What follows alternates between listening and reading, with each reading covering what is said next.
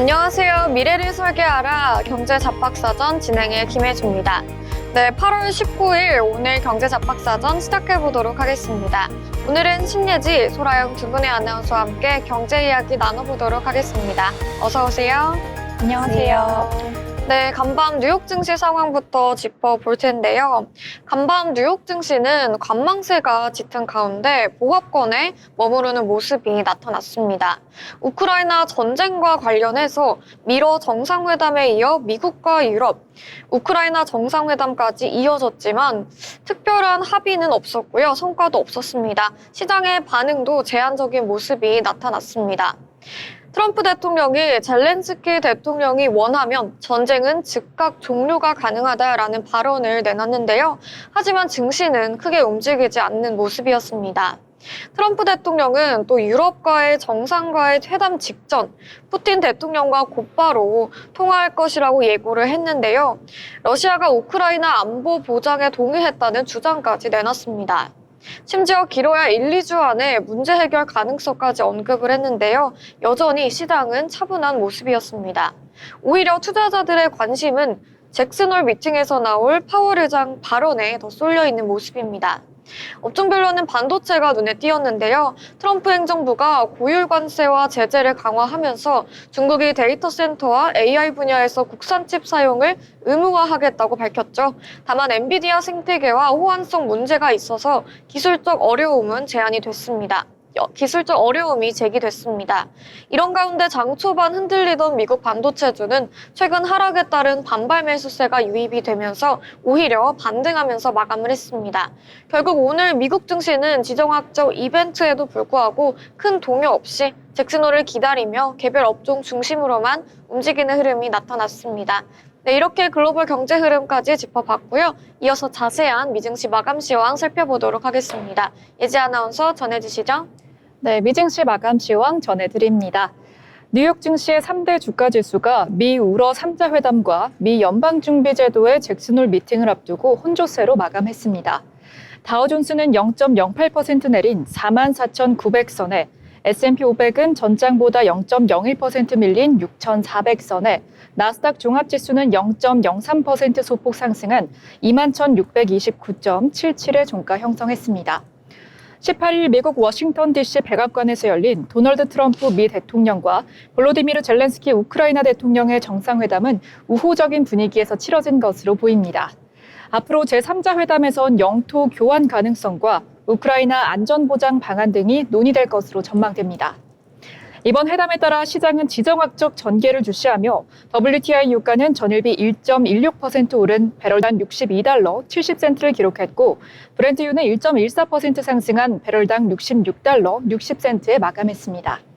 다음으로 히트맵 열어서 오늘 미증시 종목별 움직임도 살펴보겠습니다. 테슬라는 중국 판매 호조와 9월 로보택시 서비스 공개 기대감에 1.39% 상승했고 엔비디아는 시가총액이 4조 5천억 달러에 육박하며 0.86% 올랐습니다. 구글은 소폭 하락했으며 M7 중 메타가 2.27% 하락해 기술주의 약세를 주도했습니다. 애플과 마이크로소프트는 0%대 소폭 하락했고 아마존은 0.2% 상승했습니다. 인텔은 미국 정부가 칩스법에 따른 보조금을 주식 취득에 활용할 수 있다는 관측에 3%대 하락하는 모습 보였습니다. 노보노디스크는 비만 치료제 위고비가 지방 간염 치료제로 FDA 승인을 받으며 3% 넘게 상승했고 제2형 당뇨병 치료제 오젬픽을 현금 결제 환자에게는 월 499달러에 제공한다고 18일 밝히기도 했습니다. 다음으로 글로벌 이슈 살펴보겠습니다. 볼로디미르 젤렌스키 우크라이나 대통령이 18일 백악관에서 열린 도널드 트럼프 미국 대통령과의 정상회담 후 러시아와의 영토 교환 문제는 향후 제3자 정상회담에서 다뤄져야 한다는 입장을 밝혔습니다. 앞서 트럼프 대통령은 이날 젤렌스키 대통령과의 회담 직후 이어진 유럽 정상들과의 다자회의에서 러시아와 우크라이나 양측이 현재 전선을 고려해 영토 교환을 논의해야 한다고 언급했습니다. 영토 교환은 우크라이나 안전보장과 함께 종전 협상의 최대 쟁점으로 꼽히고 있습니다. 미국과의 무역 협상 결렬로 50%의 초고율 관세 표적이 된 나렌드라 모디 인도 행정부가 8년 만에 최대 규모의 세제 개편을 통한 감세 계획을 내놓으면서 내수 활성화와 지지율 떠받치기에 나섰습니다. 다만 GST는 인도의 주요 세수원으로 이번 결정에 따른 세수 감소가 불가피한 상황입니다. 인도 정부 자료에 따르면 지난 회계연도의 GST 총세수 2,500억 달러의 16%가 이번 감세 대상인 세율 28%, 12% 품목에서 나왔습니다. 이 같은 소식에 현대차의 인도법인 주가도 8%대 급등하는 모습을 보여줬는데요. 삼성전자와 LG전자 등도 수혜를 입을 것으로 보입니다. 8월 미국 주택건설업체의 투자 심리가 예상치 못하게 하락하면서 2년 반 만에 최저 수준으로 떨어졌습니다. 18일 로이터에 따르면 전미주택건설협회 NAHB는 웰스파고 주택시장지수가 7월 33에서 8월 32로 하락해 2022년 12월 이후 최저치를 기록했다고 밝혔습니다. 주택건설업체 중 3분의 1 이상이 가격을 인하했고 약 3분의 2는 높은 주택담보대출 금리와 경제적 불확실성으로 어려움을 겪는 구매자를 유치하기 위해 인센티브를 제공하고 있습니다. 건설업체들은 주택건설 등에 대한 규제 정책에 불만을 제기하며 공급 측면의 역풍에 직면한 상황입니다. 모건 스탠리는 미국의 원자력 르네상스가 진행되고 있다며 탈렌에너지, 비스트라에너지, GE 버노바, 퍼블릭 서비스 엔터프라이즈 그룹 등 4개 원자력 관련 회사를 추천했습니다. 18일 CNBC 프로에 따르면 모건 스탠리는 미국이 금세기 중반까지 현재의 2배가 넘는 150기가와트의 원자력 발전소를 증설할 것이라고 밝혔습니다. 이를 위해 신규 원자력 발전에 투입되는 금액은 2조 2천억 달러, 한화 약 3,053조 원에 달합니다. 작년에 예상한 것보다 40% 증가한 것인데요. 이에 모건 스탠리가 SMR 분야의 투자 매수 의견을 유지한 GE 버노버와 탈렌 주가는 올해 각각 88% 급등하는 모습을 보여줬습니다. 네, 그럼 이어서 M7 종목별 이슈 살펴보겠습니다. 먼저 마이크로소프트 소식입니다. 마이크로소프트가 클라우드와 AI 부문에서 지속력 성장 모멘텀을 갖고 있다는 평가와 함께 675달러까지 오를 수 있다는 분석이 나왔습니다.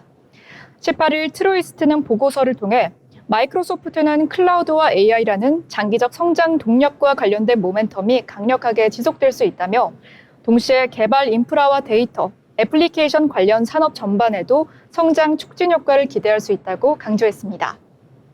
다음 소식 테슬라입니다. 테슬라는 18일 자사의 베스트셀러 모델 Y의 새로운 변형 모델을 중국 시장에 선보인다고 설명했습니다. 테슬라는 중국 소셜미디어 웨이보를 통해 모델 Y가 곧 출시된다고 게시했는데요. 모델 YL은 기존 모델 Y를 기반으로 한 모델이며 6인승 좌석 배치에 휠 베이스 크기를 키운 것이 특징입니다. 다음 소식 엔비디아 소식입니다. 월가의 유명 투자사 캔터 피처랄드가 엔비디아의 목표가를 상향하자 엔비디아 주가가 1% 가까이 상향했습니다. 18일 뉴욕 증시에서 엔비디아는 0.86% 상승한 182.01달러를 기록했습니다. 이로써 시총도 4조 4,390억 달러로 늘었는데요. 트럼프 행정부가 중국 전용 칩인 H20에 대한 대중 수출을 허가한 것이 엔비디아 매출에 큰 도움을 주었습니다. 한편 엔비디아는 오는 27일 실적을 발표할 예정입니다. 네, 이렇게 M7 이슈 살펴봤는데요. 미증시 전반적으로 전문가들에 따르면 최근 고용 둔화 조짐과 완만한 물가 흐름을 고려할 때 연준이 9월 금리 인하를 단행할 가능성이 높다고 보고 있습니다. 이번 주 월마트, 홈디포, 타깃 등 대형 소매업체 실적 발표가 있어서 주목해 보시면 좋겠습니다. 지금까지 미증시 마감 시황 전해드렸습니다.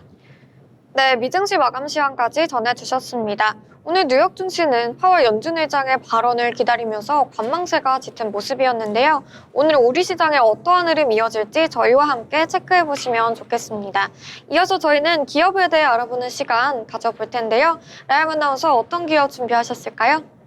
불과 10년 전만 해도 레깅스는 운동복의 대명사였습니다. 헬스장이나 요가 스튜디오 혹은 집안에서만 입던 옷이었죠. 하지만 지금은 어떤가요? 레깅스는 더 이상 운동복이 아닙니다. 마트에서도, 카페에도, 심지어 출근길에서도 당당히 입는 일상의 패션이자 하나의 문화가 되었습니다. 이 거대한 변화를 주도한 브랜드 바로 잭시믹스입니다. 2015년 잭시믹스는 아주 작은 온라인 쇼핑몰에서 시작했습니다. 그 당시만 해도 한국에서 애슬레저라는 단어조차 낯설었고 레깅스만으로 브랜드를 키운다는 건 굉장히 무모한 도전처럼 보였죠. 하지만 창업자들은 시장에 빈틈을 발견했습니다. 여성들은 운동복에서조차 스타일을 원한다. 그리고 몸매를 보정해주면서도 편하게 입을 수 있는 옷을 원한다. 그 누구도 주목하지 않았던 레깅스라는 아이템. 잭시믹스는 거기에 모든 걸 걸었습니다. 잭시믹스의 전략은 굉장히 명확했습니다. 단순히 운동할 때 입는 기능성 옷이 아니라 몸매가 예뻐 보이고 스타일을 살려주는 옷을 만들자는 것이었죠. 여성들이 옷을 고를 때 가장 먼저 보는 건 바로 핏입니다. 그리고 이 핏을 잡아주는 기술력에 잭시믹스는 집중했습니다. 레깅스가 단순히 신체를 가리는 옷이 아니라 자신감을 주는 패션 아이템이 된 겁니다. 이 전략은 정확하게 맞아떨어졌습니다. 핏 하나로 브랜드의 정체성을 만들고 소비자들과 소통했죠. 성공의 두 번째 비밀은 바로 SNS 마케팅이었습니다. 과거 패션 브랜드들은 TV나 잡지 화보로 승부했지만 잭시미스는 철저히 온라인, 그것도 인스타그램과 인플루언서를 통해 홍보했습니다. 헬스장에서 찍은 인증샷, 필라테스 복장의 사진 속에서 레깅스는 잭시믹스다라는 공식이 자연스럽게 퍼져나갔습니다. 이 방식은 MZ세대 소비자와 딱 맞아떨어졌습니다. 친구의 추천, 인플루언서의 후기, 그게 곧 광고였고 곧 신뢰였습니다. SNS는 잭시믹스를 하나의 트렌드 아이콘으로 만들어주었습니다. SNS 열풍과 입소문은 바로 매출과 직결됐습니다. 몇 년 사이 폭발적인 성장세를 기록하며 잭시믹스의 모기업인 브랜드 엑스코퍼레이션은 2020년 코스닥 상장에 성공하게 됩니다. 단순히 온라인 쇼핑 브랜드였던 잭시믹스가 이제는 투자자들이 주목하는 정식 패션 기업으로 자리 잡게 된 거죠. 여기서 중요한 건 이 성장이 전통 패션 기업의 성장과는 달랐다는 겁니다. 수십 년의 브랜드 역사가 아니라 소셜미디어와 밀접한 대응으로 단기간에 일군 성과였으니까요. 그러나 성장은 언제나 새로운 숙제를 남깁니다. 잭시믹스에게 바로 레깅스 꼬리표라는 게 생긴 것이죠. 소비자들은 잭시믹스를 떠올리면 여전히 레깅스를 가장 먼저 떠올립니다. 이 이미지는 강력한 무기이자 동시에 족쇄가 될 수 있습니다. 새로운 카테고리, 예를 들어 운동화나 뷰티 제품을 내놓아도 이거 레깅스 회사가 만들어 놓은 거 아니야? 라는 인식이 따라붙는 거죠. 잭시믹스는 이 한계를 극복하기 위해 브랜드를 단순히 패션이 아닌 라이프스타일 기업으로 확장하고자 합니다. 온라인으로 성장한 잭시믹스는 이제 오프라인 공간 전략에도 힘을 씁니다. 핵심 상권의 플래그십 스토어를 열고 팝업 스토어를 통해 소비자 경험을 직접 설계합니다. 온라인에서 보던 옷을 실제로 입어보고 브랜드의 감각적인 공감을 체험하는 것. 이는 단순한 제품 판매를 넘어 브랜드 경험을 판매하겠다는 전략입니다. 잭시믹스는 이 과정을 통해 단순한 레깅스 브랜드를 넘어 문화와 경험을 제공하는 브랜드로 나아가고자 합니다. 이제 잭시믹스의 시선은 글로벌 무대로 향하고 있습니다. 한국에서의 성공을 해외에서도 재현할 수 있을까요?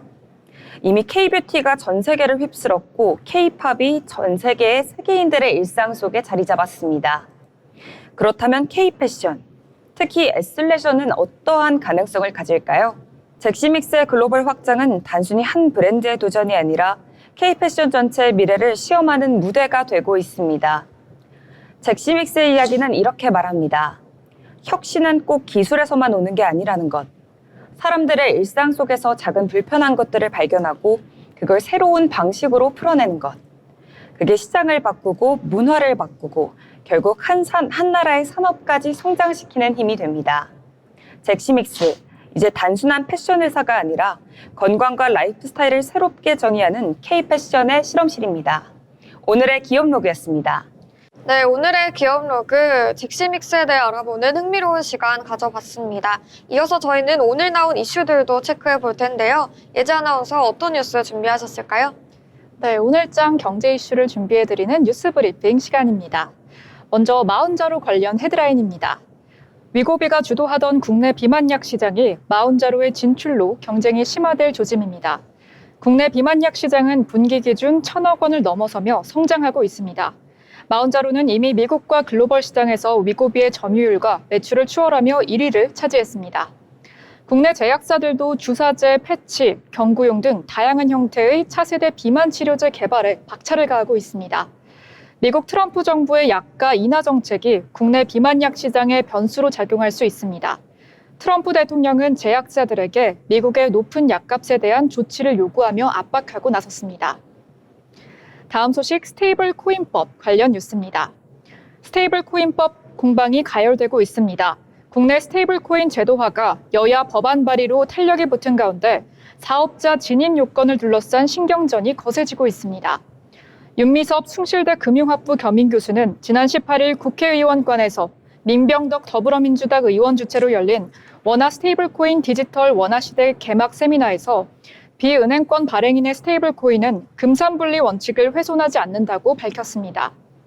은행은 지급 준비율을 초과하는 돈을 대출할 수 있어 산업체의 지배력을 제한할 필요가 있지만 스테이블코인은 발행 규모의 100%를 준비자산으로 예치해야 하는 특성상 자금 유용이 불가능해서 금산분리 원칙을 대입하는 것은 부당하다는 주장이었습니다.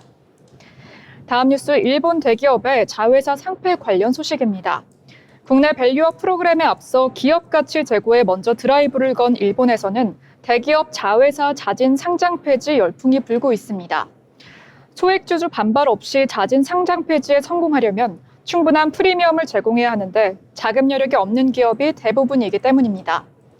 김서아 보스턴 컨설팅 그룹 파트너는 국내는 일본처럼 이자율이 낮지 않고 수많은 대기업이 중복 상장돼 있지만 정작 상당수가 대주주 지분이 20%에서 30% 밖에 되지 않아 기존인 95%에 도달하려면 많은 자금이 필요하다고 말했는데요.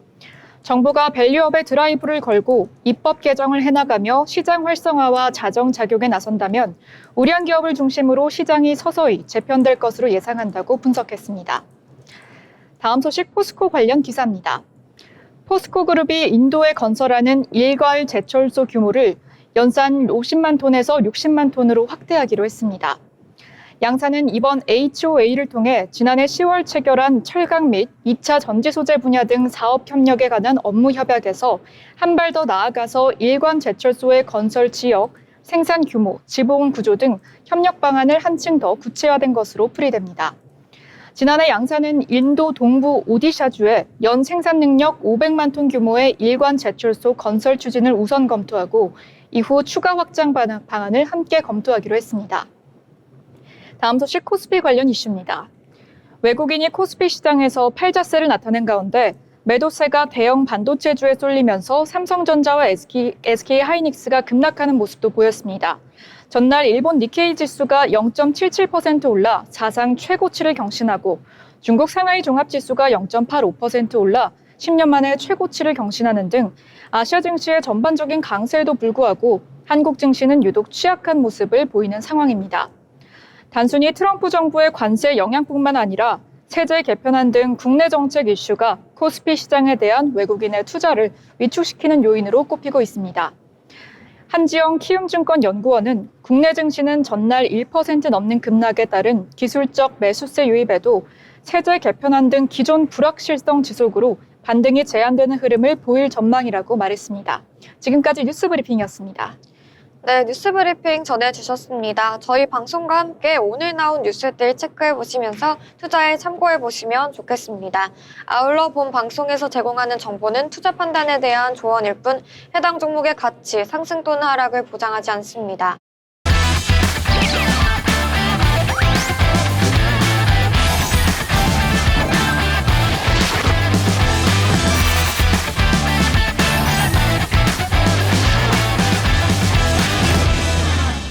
네, 이번 시간은 투자의 고수가 되고 싶은 아나운서들의 경제 이야기, 주식 이야기 나눠보는 시간입니다. 먼저 오늘 국내 증시 마감 상황부터 전달해 드리도록 하겠습니다. 오늘 우리 국내 증시 정치적 리스크와 대내외적인 불확실성으로 이틀 연속 양시장 모두 하락 마감을 했습니다. 자세한 지수 분위기 코스피부터 체크해 보도록 하겠습니다. 코스피 지수가 3,160대에서 등락을 반복하다가 하락 마감을 했습니다. 미국과 러시아, 우크라이나 3자 회담 가능성과 미국의 기준금리 향방, 세제 개편안 등 대내외 불확실성이 상승이 이어지는 데 따른 것으로 풀이됩니다. 투자자별로는 외국인이 연일 팔자를 지속하면서 지수를 끌어내렸습니다. 코스피는 0.81% 내린 3,151선에서 장을 마쳤습니다. 자세한 수급 상황도 체크해 보겠습니다. 외국인의 매도세가 눈에 띄었는데요. 외국인이 4,535억 원 팔아냈습니다. 반면에 개인이 887억 원, 기관이 2,500억 원대 담아냈습니다. 이어서 코스닥의 흐름도 살펴보겠습니다. 코스닥 역시 상승 출발했지만 하락 전환 이후에 계속해서 등락을 거듭하면서 낙폭을 키웠는데요. 결국에는 하락 마감하는 모습이 나타났습니다. 1.26% 내리면서 787포인트에 거래를 마쳤습니다. 자세한 수급도 살펴보겠습니다. 외국인과 기관이 물량을 던지면서 지수의 하방 압력을 더했는데요. 외국인이 65억 원 매도했고요. 기관이 626억 원 매도했습니다. 반면에 개인이 905억 원 물량을 담았지만 지수 하락을 막기에는 역부족이었습니다. 이어서 시가총액 상위 종목들의 흐름들도 살펴보겠습니다. 먼저 코스피입니다. 전반적으로 혼조세 나타난 가운데 어제 하락세를 보여줬던 반도체주 오늘까지 이어지는 모습이고요. 삼성전자는 보합권으로 마무리를 했습니다. SK하이닉스는 1.68% 낙폭을 보여주면서 26만 3천 원의 종가 형성했습니다. 반면에 어제 좀 하락세가 있었던 LG에너지솔루션 오늘은 소폭이지만 상승해줬는데요. 0.26% 오르면서 38만 4천 원의 종가 형성을 했습니다. 오늘 시장에서는 수소차에 대한 기대감 때문에 자동차주가 강세 흐름 보였는데요. 현대차와 기아 모두 동반 상승해줬습니다. 현대차가 1%대, 기아차도 1.76% 상승해줬습니다. 어제 하락장 속에서 혼자 빨간불 켜던 하나에어로스페이스 오늘은 급락하는 모습이 나타났는데요. 6.87%, 7% 가까이 급락하면서 82만 7천 원의 종가 형성했습니다. 이어서 코스닥의 흐름도 살펴보겠습니다. 코스닥 시장에서는 2차 전지의 강세가 눈에 띄었는데요. 에코프로 BM이 0.46% 상승했고요. 에코프로도 0.71%, 소폭이지만 2차 전지주 동반 상승했습니다. 반면에 바이오주는 크게 빠지는 모습이 나타났는데요. AL바이오는 7.36% 강하게 빠졌습니다. 펩트론도 6.96%, 7% 가까이 빠지는 모습이 확인이 됐고요. 30만 1천 원의 종가 형성했습니다. 반면에 파마리서치는 1%대 소폭 상승해주면서 거래를 마쳤습니다. 네, 이렇게 오늘 국내 증시 마감 상황까지 살펴봤습니다. 이어서 저희는 오늘 시장에서 특징적이었던 종목들 하나하나 짚어볼 텐데요. 먼저 첫 번째 특징주 이지 아나운서 어떤 종목일까요? 네, 오늘의 특징주 전해드립니다. 오늘은 엔터 분야의 스튜디오 드래곤이 강세였습니다. 정부가 K콘텐츠 글로벌 확산 전력 마련 지시 소식에 19일 장초반 관련주가 일제히 강세를 보였습니다. 스튜디오 드래곤, 미트온, 노머스, 애니플러스, 대원미디어 등이 상승세를 보였습니다. 이는 전날 이재명 대통령이 국무위원들에게 K콘텐츠의 세계적 확산을 지원할 종합대책을 마련할 것을 지시한 영향으로 풀이됩니다. 이 대통령은 지난 18일 오전 서울 용산 대통령실에서 열린 국무회의에서 K-팝에서 시작된 열풍이 K컬처 전반으로 확산되고 있다며 K컬처는 이제 국력 신장의 새로운 동력이라고 강조했습니다. 이어 K콘텐츠의 글로벌 확산 전략 수립과 지원, K-팝 등 관련 시설 인프라 확충을 포함해 종합적 대책을 마련해달라고 주문했습니다. 더불어 스튜디오 드래곤은 중국 정부가 해외 드라마 규제 완화 조치를 논의하고 있다는 소식에 좋은 영향을 받은 것으로 풀이됩니다.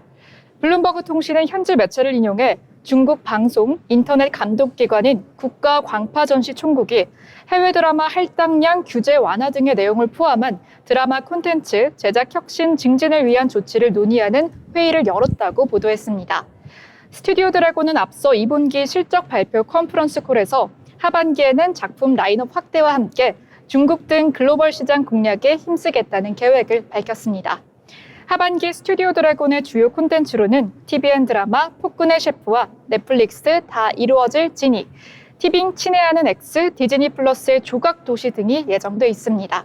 이러한 호재 소식에 스튜디오 드래곤의 차트 한번 보시겠습니다. 오늘 스튜디오 드래곤은 45,750원, 시가 0.44% 상승한 상태에서 출발했습니다. 고가는 장중 한때 13.28% 상승한 51,600원을 찍는 모습 보여줬고요. 종가는 상승분 소폭 반납하며 8.78% 상승한 49,000원 선에서 종가 형성하는 모습 보였습니다. 네, 스튜디오 드래곤 소식 전해주셨습니다. 오늘 같은 하락 시장 속에서도 강하게 빨간불 켜면서 상승해주는 모습이 나타났는데요. 스튜디오 드래곤은 오늘 정부의 K 콘텐츠 전략 추진 소식에 힘입어 강세를 보였습니다. 드라마, 영화, 음악을 비롯해 글로벌 시장에서 한국 콘텐츠의 영향력이 점점 확대가 되고 있는 만큼 이번 정책은 콘텐츠 기업들의 실질적인 지원이 될 수 있다는 기대감을 키우고 있는데요. 특히 스튜디오 드래곤은 글로벌 OTT와의 협업 경험이 풍부하고요. 이미 제작 역량을 검증받은 기업이기 때문에 이번 정책 수혜 기대가 더욱 크게 작용한 모습입니다. 결국 정부의 정책 지원과 민간 기업의 제작력이 맞물리면서 콘텐츠 산업이 한 단계 더 성장할 가능성이 열리고 있습니다. 주가에도 그대로 반영된 하루가 나타났습니다. 네, 이렇게 스튜디오 드래곤 정리해드렸고요. 이어서 다음 특징주 넘어가 보도록 하겠습니다. 다음 특징주는 엔터주로 준비를 해봤는데요. 오늘 장에서 엔터주들이 일제히 강세를 보였습니다. NH투자증권이 K-팝 데몬헌터스, 줄여서 캐대언이라고 불리는 한국 문화 열풍을 주목해야 한다는 분석을 내놨는데요. 드라마 K-팝을 비롯해 한류 콘텐츠가 전 세계에 확산이 되면서 화장품, 식품, 그리고 엔터주 전반에 대한 재평가가 필요하다는 전망입니다. 특히 드라마 제작사나 음원 기획사 같은 종목들은 해외 OTT 플랫폼과의 협업, 또 글로벌 팬덤 확장이라는 뚜렷한 성장 모멘텀을 갖고 있는데요. 이런 기대감이 오늘 주가에도 그대로 반영된 모습입니다. 시장에서는 단순히 단기 테마로 그치지 않고 K컬처가 한국의 대표 수출 산업으로 자리 잡을 수 있다는 전망까지 나오고 있습니다. 그만큼 앞으로 엔터주들은 글로벌 문화 소비 트렌드와 함께 장기 성장 스토리를 이어갈 수 있을지 계속해서 엔터주 주목해보시면 좋겠습니다. 네, 이렇게 엔터주 관련해서 이야기 나눠봤고요. 이어서 다음 특징주 넘어가 보도록 하겠습니다. 어떤 종목일까요? 네, 우크라이나와 러시아의 종전 기대감이 커지면서 재건 관련주가 호재를 입었습니다. 바로 HD 현대건설기계 소개해드리겠습니다. HD 현대건설기계가 우크라이나 전쟁 종전 기대감이 커지면서 재건 관련주로 주목받고 있습니다. 도널드 트럼프 미국 대통령이 러시아, 우크라이나와 정상회담 개최를 위한 조율을 시작했다는 소식이 영향을 미친 것으로 풀이됩니다. 재건주로 묶이는 SY 스틸텍, SG, 전진건설로봇, 대동 등도 상승세를 보였습니다. 18일 트럼프 미국 대통령과 블로디미르 젤렌스키 우크라이나 대통령은 미국 백악관에서 정상회담을 가졌습니다. 트럼프 대통령은 회담 후 영토 문제 등 민감한 사안은 3자 회담에서 논의할 예정이고 가능한 빠르게 3자 회담을 시도할 것이라고 밝혔습니다. 이에 블라디미르 푸틴 러시아 대통령의 결정에 따라 3자 회담이 성사될 가능성이 제기되고 있습니다. 같은 날 트럼프는 소셜미디어 트루스 소셜을 통해 푸틴 대통령에게 전화를 걸어 푸틴 대통령과 젤렌스키 대통령 간의 회담을 조율하기 시작했다며 이것은 약 4년간 지속된 전쟁을 해결하기 위한 매우 좋은 초기 단계라고 전했습니다. 한편 이러한 좋은 흐름 속에서도 미국 정부가 품목 관세가 적용되는 철강, 알루미늄, 파생 제품 범위를 확대한 점은 하방 압력을 키운 것으로 보입니다. 이에 따라 건설기계와 변압기 등이 50%의 품목 관세를 적용받게 되면서 현지 시장 대응 전략 고도화가 불가피해 보입니다. HD 현대는 반조립 센터 등으로 대응하겠다는 입장인데요. HD 현대건설기계, HD 현대인프라코어 모회사인 HD 현대사이트솔루션 관계자는 절반 정도는 조립된 부품을 보내서 조립하는 방식으로 수출이 진행될 것이라고 밝혔는데요. 물류 등을 통해서 대응할 계획이라고 말했습니다. 이러한 소식에 HD 현대건설기계의 차트 한번 보시겠습니다. 오늘 HD 현대건설기계는 시가 3.41%로 94,000원 선에서 상승 출발하는 모습 보였습니다. 고가는 장중한 때 4.84% 상승하는 모습 보여줬는데요. 종가는 1.76% 상승한 92,500원에서 종가를 형성했습니다. 아무래도 전쟁 종식과 재건주 기대감으로 상승 출발했지만 차익 실현 매물이 출회되면서 하락한 것으로 보입니다. 네, 현대건설기계 오늘 시장에서 강한 흐름 보여줬습니다.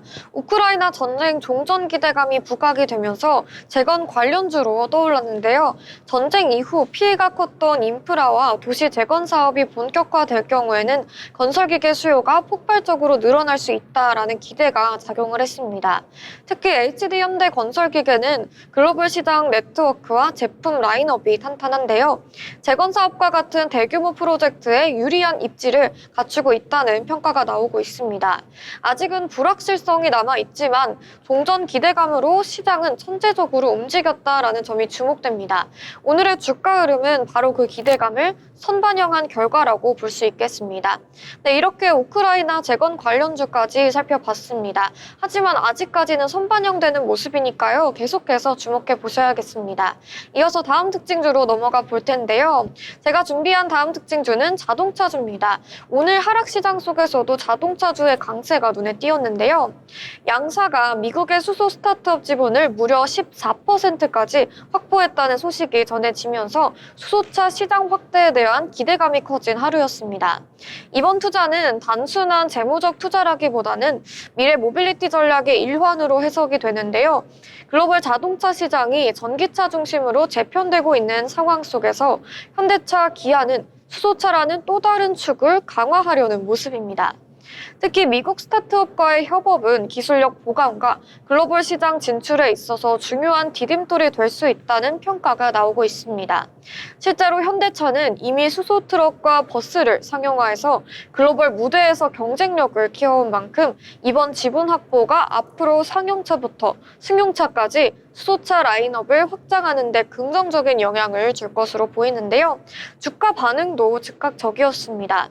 현대차와 기아 주가가 나란히 강세 흐름을 보이면서 투자자들 역시 미래 성장성에 베팅하는 모습이었습니다. 수소 경제가 다시 한번 시장의 키워드로 부상하고 있다는 점에서 관련주들의 연쇄 움직임도 주목해 볼 만하겠습니다. 결국 오늘 흐름은 현대차와 기아가 전기차 경쟁 속에서도 수소차라는 새로운 성장 동력을 놓치지 않고 있다는 점을 확인시켜 줬습니다. 네, 이렇게 자동차주까지 이야기 전달해 드렸고요. 이어서 마지막 특징주 살펴보도록 하겠습니다. 이지 아나운서 마지막 특징주 전해주시죠. 네, 이번 특징주는 게임 관련주의 호재 소식이 있었죠. 바로 크래프톤 소식입니다. 세계 최대 종합게임 전시회 게임스컴 2025 개막을 앞두고 국내 주요 게임 업체 주식이 장초반 강세를 보였습니다. 펄어비스와 넷마블, NC소프트, 카카오게임즈 등도 오름세를 보였습니다. 해당 업체들은 20일 독일 쾰른에서 개막하는 게임스컴 2025에 참석합니다. 크래프톤은 차기작, 퍼그, 블라인드 스팟 등을 선보일 예정이며 펄어비스는 내년 1분기에 출시 예정인 불금 사막을 이 대회에 출품할 예정입니다. 넷마블은 개막 전야제 행사에 7개의 대죄, 오리진 트레일러를 출품하며 카카오게임즈의 개발 자회사인 오션 드라이브 스튜디오와 NC소프트의 북미 지사 NC아메리카도 개발 중인 신작을 시연하거나 신작 라인업을 소개하는 기회를 가질 예정입니다. 한편 독일 게임산업협회와 전시기획사 쾰른 메시지가 주관하는 게임스컴은 24일까지 진행됩니다. 더불어 올 상반기 역대급 실적을 기록한 크래프톤이 올 하반기에도 굳건한 배틀그라운드 지식재사건을 앞세워 호실적을 이어갈 것으로 전망됩니다.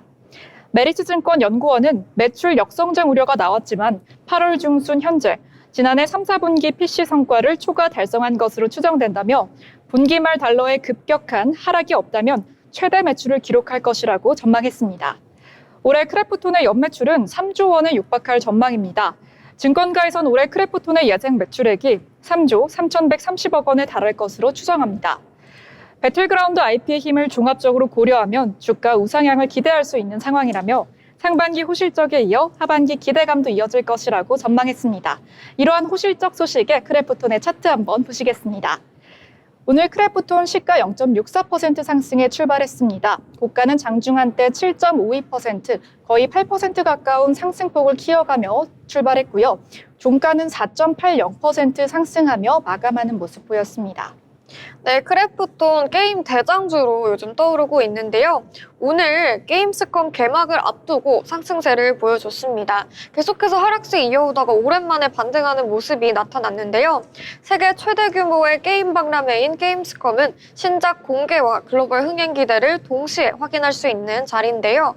특히 크래프톤은 신작 라인업에 대한 기대와 관심이 이어지고 있고요. 글로벌 퍼블리싱 전략도 점차 강화되고 있는 만큼 이번 게임스컴에서 어떤 결과를 내놓을지가 관전 포인트로 주목이 되고 있습니다. 시장은 이미 행사 전부터 기대를 선반영하면서 주가에 힘을 실어주는 모습인데요. 크래프톤의 글로벌 입지가 다시 한번 강화될 수 있을지 이번 행사에서 나올 발표가 기추가 주목되고 있습니다. 네, 이렇게 게임 관련주까지 정리해 드렸습니다. 저희와 함께 여러 가지 특징주 살펴보시면서 투자에 참고해 보시면 좋겠습니다. 이어서 저희는 인물에 대해 알아보려고 하는데요. 나영 아나운서, 오늘은 어떤 인물 준비하셨을까요? 네, 불과 10년 전만 해도 송금은 매우 복잡한 절차를 거쳐야만 했습니다. 공인인증서와 보안카드, 그리고 여러 단계의 비밀번호 입력까지. 금융 서비스 이용자들에게 큰 불편이자 개선이 시급한 과제였습니다. 이 문제를 정면으로 해결한 서비스가 등장했습니다. 바로 토스입니다.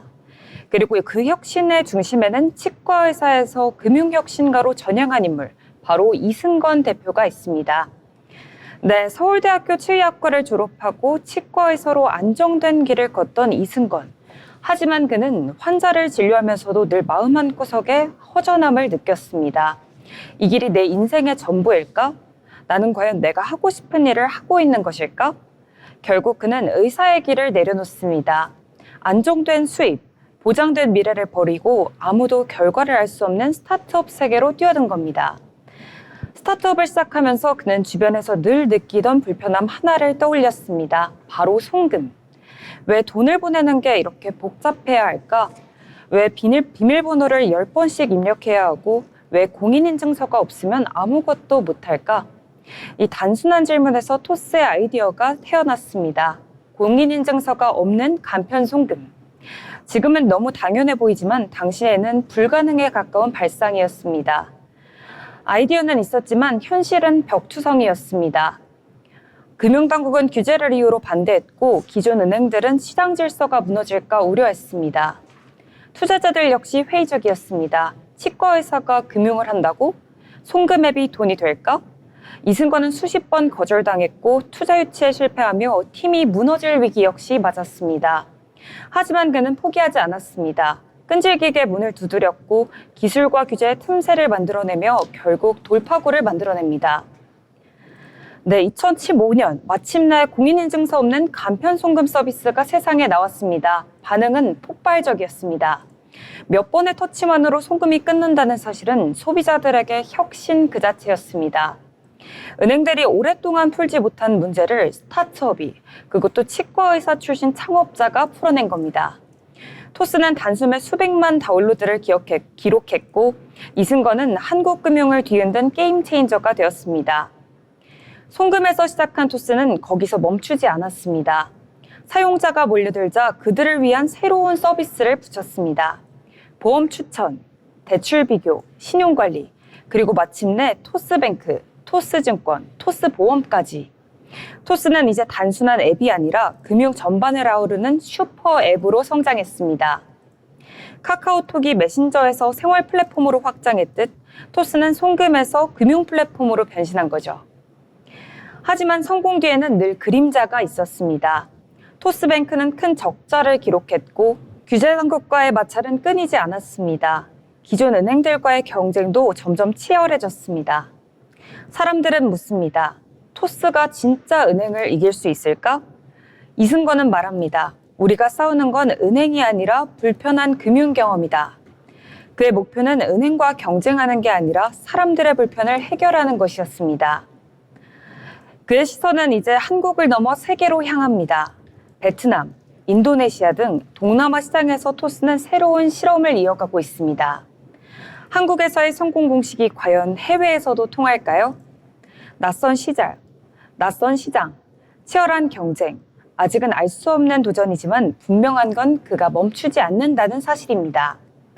이승건에게 혁신은 단순한 선택이 아니라 삶의 방식이기 때문입니다.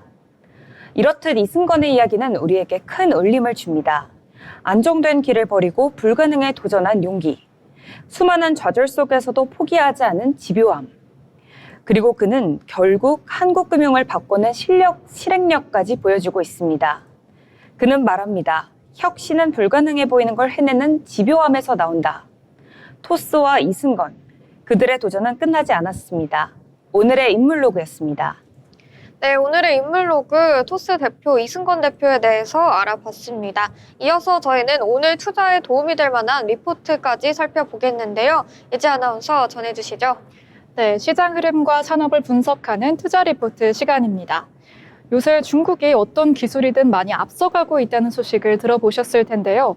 오늘 가져온 리포트는 중국의 휴머노이드 로봇 개발 현황에 대해서 말씀드리려고 합니다. IM증권 리서치본부의 이상수 애널리스트가 작성한 로보틱스 IM증권의 WIC 2025 리뷰 25년 하반기 국내 로보틱스 산업 투자 포인트와 상관관계라는 리포트 살펴보겠습니다. 로봇 기술과 바이오 그리고 AI까지 첨단 기술의 변화에 발맞춰 주식시장 역시 빠르게 반응하고 있습니다. 삼성자산운용은 코덱스 미국 휴머노이드 로봇 ETF의 순자산이 1,000억 원을 돌파했다고 18일 밝혔습니다. 본 리포트는 IM증권이 지난 8월 8일에서 8월 11일 베이징에서 개최된 로봇 컨퍼런스인 WRC 2025에 참석한 현장 경험을 바탕으로 작성된 리포트입니다. 그림을 보시면 중화권 및 서방권 휴머노이드 업체의 기술력이 비교돼 있는데요. 중국의 유니트리 로보틱스의 제품은 2천만 원에서 3천만 원 선의 소비자 판매를, 유비텍사의 제품은 중국 주요 OEM에게 유의미한 규모의 공급 계약을 체결했다고 합니다. 이러한 시장 경쟁력은 단연 정부 정책입니다. 중국엔 지방정부 산하에 연구기관이나 스타트업을 포함한 일반 기업이 참여 가능한 휴머노이드 혁신 센터들이 존재합니다. 국내에서도 K-휴머노이드 얼라이언스라는 이름하에 5년간 1조 원 수준의 투자 규모를 가진 정부 주도의 프로젝트를 진행 중에 있으며 해당 산업의 귀추에 따라서 국내 휴머노이드 산업의 속도가 정해질 것으로 파악되고 있습니다. 앞선 베이징 로봇 컨퍼런스에서는 사람과 같은 이족형 휴머노이드뿐 아니라 하단부에 바퀴가 달린 차륜형 휴머노이드를 어렵지 않게 발견할 수 있었다고 합니다. 그 말인즉슨 이족형 휴머노이드보다 열등하다고 평가받는 차륜형 휴머노이드지만 제조 공정이나 가정에 사용되는 경우 바퀴형 이동부가 강점을 지니고 있다는 것을 방증한다고 합니다. 더불어 중국의 주요 기업도 올해 전시에서 차륜형을 공개했기에 내년에 실제 판매되는 휴머노이드는 차륜형 휴머노이드일 가능성이 높다는 분석입니다. 한편 중국의 휴머노이드 산업의 경쟁력은 그들의 넓은 공급망에서도 찾아볼 수 있습니다. 소재와 부품 공급망 관련해서 중국 업체의 비중이 무려 50%에 육박한 건데요. 한편 조립에서는 아직까지는 미국 공급망이 53% 수준입니다. 중국은 여전히 핵심 반도체에 대한 내재화가 부족한 것을 알 수 있지만 그럼에도 상당 수준의 공급망과 빠른 양산을 통한 규모의 경제로 중국 휴머노이드는 기술력과 가격 경쟁력을 가져가고 있는 상황이라고 합니다. 이 같은 시장 상황에 따라 주목해 볼 점은 레거시 업체의 휴머노이드 전환 흐름을 잘 확인해야 한다는 것입니다. 그림에서 보시는 바와 같이 로봇 제조사 그룹에서는 레인보우 로보틱스가 하반기 신규 휴머노이드 제품 공개를 앞두고 있고 높은 기술력을 보유했다는 점이 주목할 만합니다. 한편 로봇 제조사 그룹에선 신규 편입 가능성이 높은 업체는 현대자동차로 추정되는데요. 현대차는 올 연말부터 생산 공장에 휴머노이드를 처음 도입할 예정이라고 합니다. 현대차 산하의 로봇 개발 업체 보스턴 다이내믹스가 공개한 영상에 따르면 왼쪽 선반의 엔진 부품들을 반대편 선반에 옮겨서 정리해줘 같은 요청을 듣고 작업을 잘 수행하는 휴머노이드 영상을 볼 수 있다고 합니다. 한편 로봇 부품 기업에서는 투자 포인트가 높은 기업으로 로보티즈가 제안됩니다. 로봇 부품 기업의 신규 편입성이 가능성이 높은 업체 중에는 삼현이 있습니다. 기술력 투자 포인트는 보통이지만 현대자동차양 자동차용 액추에이터 공급업체로 주목할 만하다고 합니다. 이에 더해 베이징 로봇 전시에서 주목을 받았던 로봇은 단연 덱스트러스였다고 하는데요. 사람의 손 모양을 한 휴머노이드 작업부를 뜻합니다. 실제 전시에서도 해당 로봇 업체가 상당히 많았다고 합니다. 이는 휴머노이드 업체들이 과거엔 이 부분을 자체 개발 방식으로 공급해 왔는데 대량 생산을 위해 부품 업체에 위탁하고 있는 것을 고려하는 흐름으로 분석됩니다. 작년과는 비교되지 않을 만큼 해당 로봇의 제어 시차가 1초도 되지 않을 정도로 기술이 발달해서 상용화가 머지 않았음을 체감할 수 있었다고 합니다. 한편 로봇 액추에이터라는 분야가 있는데 로봇의 근육과 같은 역할을 하는 구동장치로 로봇이 어떤 동작을 하기 위해서 필요한 부품을 말한다고 합니다. 2030년 북미권 액추에이터의 TAM은 약 13조 원, 중화권 액추에이터의 TAM은 약 18조 원에 육박될 것으로 분석됩니다. 이에 따른 투자 전략은 2025년 하반기 국내 로보틱스 산업 휴머노이드 및 액추에이터 업종 비중 확대를 유지하는 것입니다. 선진 시장 휴머노이드 업체들의 액추에이터 주문 물량이 실질적으로 연결될 것이고 더불어 중국 휴머노이드 산업이 더 확장할지에 대한 사람들의 의문은 국내 액추에이터 업체의 프리미엄이 될 것이라는 분석입니다. 이에 따라 휴머노이드 완제품에선 레인보우 로보틱스가 수혜 종목으로 거론됩니다. 액추에이터 모듈에서는 로보티즈가 수혜와 밸류에이션 매력도가 높은 것으로 제시되며 하이젠 R&M과 사면도 주목할 필요가 있겠습니다. 이외 정밀 감속기 및 하위 부품 섹터에선 SPG가, 물류 로봇에서는 현대 모백스가 높은 밸류에이션 매력도를 가지고 있습니다. 한편 휴머노이드 상용화의 수혜를 강하게 받을 기타 종목으로는 소프트웨어 부문에서 클로봇과 시메스가 있겠습니다. 이처럼 휴머노이드 산업이 중국 현지에서 어떻게 진행되고 있는지 IM증권의 따끈따끈한 현장 탐사를 통한 리포트에서 알아볼 수가 있었는데요. 중화권 로봇의 발전과 로봇 소부장 기업이 어떻게 수혜를 가져갈 수 있을지 알아볼 수 있었습니다. 오늘 리포트에서 언급된 기업명과 더불어 휴머노이드 로봇을 움직이는 부품인 액추에이터나 로봇의 손인 덱스트러스 등의 내용을 기억해 두시면 유용할 것이라 생각됩니다. 오늘 브리핑이 투자 판단에 도움이 되셨길 바라며 지금까지 투자 리포트 전해드렸습니다. 네, 투자 리포트 전해주셨습니다. 오늘 우리 시장 간단하게 정리해보면요. 양시장 모두 대내외적인 불확실성 속에 하락 마감을 해줬습니다. 어떠한 흐름 이어질지 내일도 저희와 함께 체크해보시면 좋겠습니다. 아울러 본 방송에서 제공하는 정보는 투자 판단에 대한 조언일 뿐 해당 종목의 가치, 상승 또는 하락을 보장하지 않습니다.